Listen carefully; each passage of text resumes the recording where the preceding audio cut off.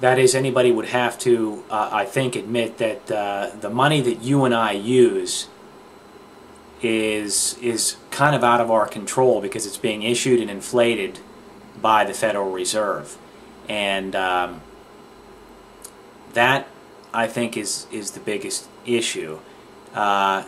If you and I, as you know, if you and I went down in our basement and counterfeited a bunch of money, that's not going to create more wealth. All that's going to do is kind of, as Peter Schiff says, create phantom wealth.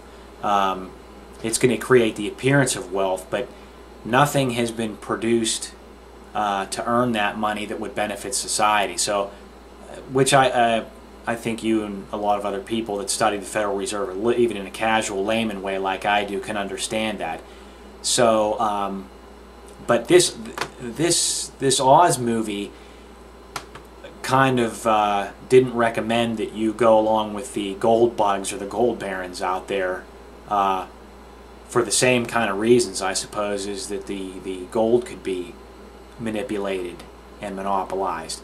And I think that's the whole point. I don't know what the modern day people are saying about the gold standard.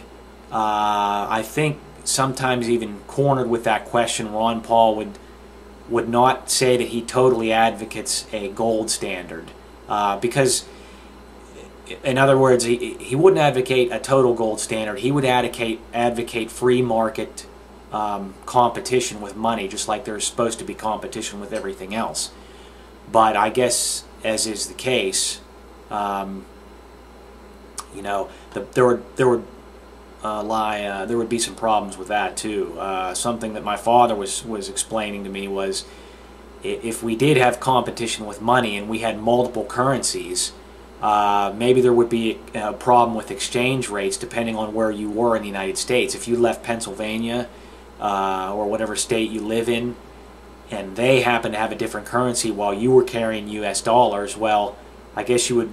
It's like he mentioned to me. It's like when you would go to Canada and you have U.S. dollars. It's that kind of thing. So I don't know what the best solution is. I don't know who does for monetary reform. But the big thing is, I think, to keep emphasizing it is the individual doesn't have control of his money. He has control of his spending, which some of the people that responded to your video rightly said that it's just not governments that are irresponsible, it's individuals as well. But I do think what the government, that's another debate, what the government does versus what the individual citizens of the United States do as an aggregate. What is worse? People have to get to the point where they can save. And a lot of people live over their heads, so they are the cause of their problems right there. If they didn't live over their heads and overspend, they would help themselves a lot more. Now, if you get some people who are not spending an over amount and just can't save because they can't make ends meet, I do think it goes a long way in saying that how the central bank debases the money by printing it up or just adding zeros in a computer, that's naturally going to debase every monetary unit. And that's where I think there is some truth when people say fiat money is like counterfeit money or it's worthless.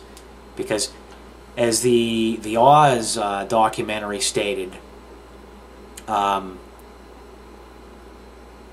I think it's that populist view that they were actually advocating you actually have to get the government involved again in money. And some people that are anti-Fed would say, no, you don't want the government involved. That's what the problem is. But the Oz documentary did split hairs and made a good point in saying that the government, the Congress, is actually beholden to a lot of these banks.